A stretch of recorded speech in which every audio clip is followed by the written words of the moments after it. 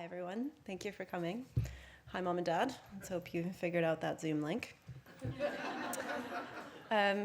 This is a little bit of fish. When war broke in Bosnia, people vanished like milk and bread off the shelves, and only when the flour was gone did the reality of the war settle into itself.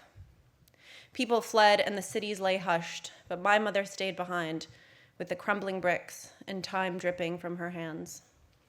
She hid in her apartment, the very one she grew up in with her mother. She said that my grandmother was intensely pious. She loved Jesus, Mary, Joseph, and would beat my mother with a Bible. Grandmother died holding that Bible to her heart, but mother pried it from her hands. She buried her by the winding river Bosna, where the willows weep and the pines push to the sky. Mother says men fight war, women fight the consequences. Mother was wildly beautiful, long curly coils of gypsy black falling down to her hips. She neatly wound that hair into a low bun, which slowly unwound as the day went on, pieces of hair framing her face, obscuring her gaze.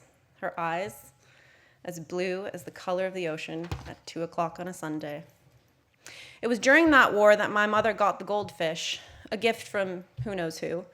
All I know is that her hair caught his gaze, his ego violently impregnated her, and his conscience apologized with a fish. Mother says, "Don't take things from strangers," and chops off all her hair. Fish lived in a teeny tiny bowl with just a few inches of water stained from the old rusty pipes, the kind that clank and bang when it's cold overnight. He kept her company throughout her unwelcomed pregnancy. Both starving in the war, she fed him whatever she could find, bits of potato and crumbs of bread. He quickly lost all his orange and gold coloring and turned gray. She blamed the potatoes, but I think it was the war.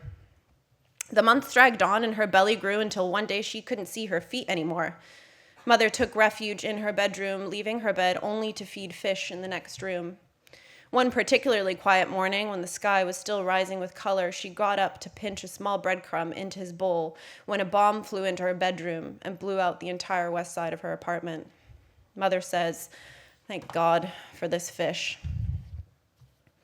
The bomb took out her remaining food supply, leaving her only with jars of plum preserves that she had made with her mother the summer before.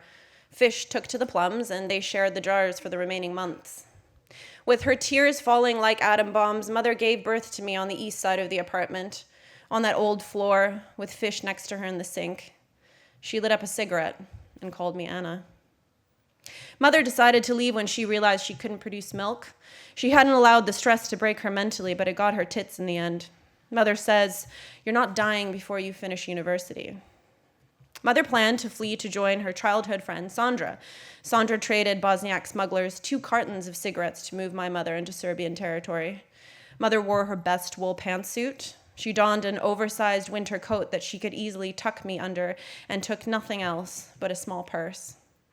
Mother was led to a border before crossing the no man's land, bypassing sleeping mines in 5-inch pumps. Mother says they just don't make shoes like that anymore. Mother's body, dipped in pain, carried me through the pass.